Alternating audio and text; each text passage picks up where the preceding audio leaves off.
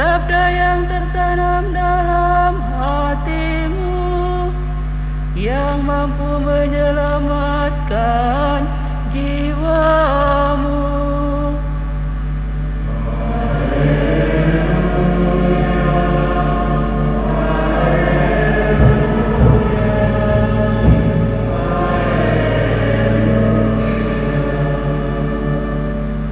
Tuhan sertamu.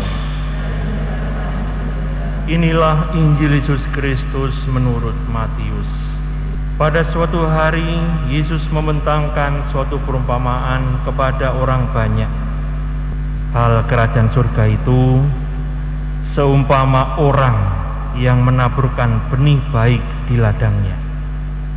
Tetapi pada waktu semua orang tidur, datanglah musuhnya, menaburkan benih lalang di antara gandum itu, lalu pergi.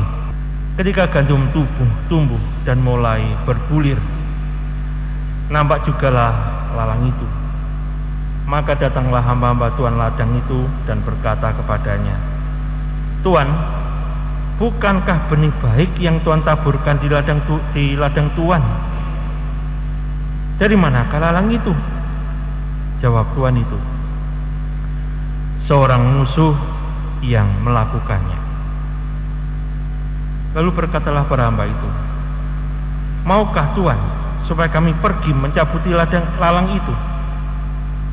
Tetapi ia menjawab, "Jangan, sebab mungkin gandum itu ikut tercabut.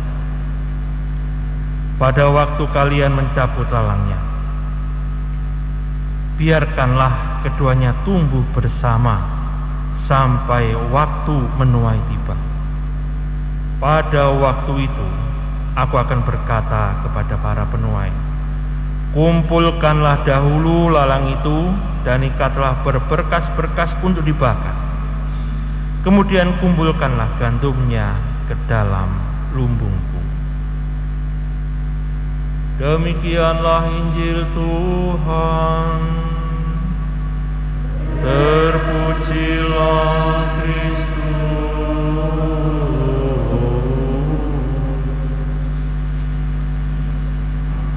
Di media sosial yang saya ikuti pernah diposting dari seorang netizen video singkat tentang seorang anak kecil. Dia mengambil garpu dengan kakinya, menjujukkan garpu itu pada buah yang ada di depannya di sebuah tempat, dan memasukkan dengan kakinya buah yang dijujukkan di garpu itu ke mulutnya. Anak kecil ini hanya punya kaki dan tidak punya tangan. Kemampuan yang luar biasa. Seorang psikolog pernah mengatakan bahwa setiap hal yang luar biasa, kemampuan yang luar biasa, selalu akan dibarengi dengan kelemahan yang juga luar biasa. Semakin hebat kemampuannya, semakin hebat juga kelemahannya. Itulah sisi kemanusiaan kita. Tidak ada dari kita yang 100% suci ataupun 100% pendosa. Semua orang suci selalu punya dosa, selalu punya masa lalu. Setiap pendosa selalu punya masa depan. Hal baik yang bisa diharapkan. Hari ini hal yang sama diungkap oleh Yesus dalam bentuk perumpamaan. Tuan pemilik ladang menaburkan gandum, sesuatu yang baik, Tetapi musuhnya, si jahat, menaburkan lalang, sesuatu yang dianggap buruk. Baik gandum maupun lalang bentuknya sama, tapi hasilnya berbeda. Lalang tidak bisa memberi buah untuk dimakan, gandum bisa memberi buah untuk dimakan. Keduanya ada pada ladang yang sama. Saudara, kita pun juga demikian. Kita punya hal yang baik, kita juga punya kelemahan. Tinggal mana yang mau kita rawat dan kita tumbuhkan lebih subur. Apakah kelemahan dan dosa kita, ataukah kita mau berbagi kelebihan yang kita miliki.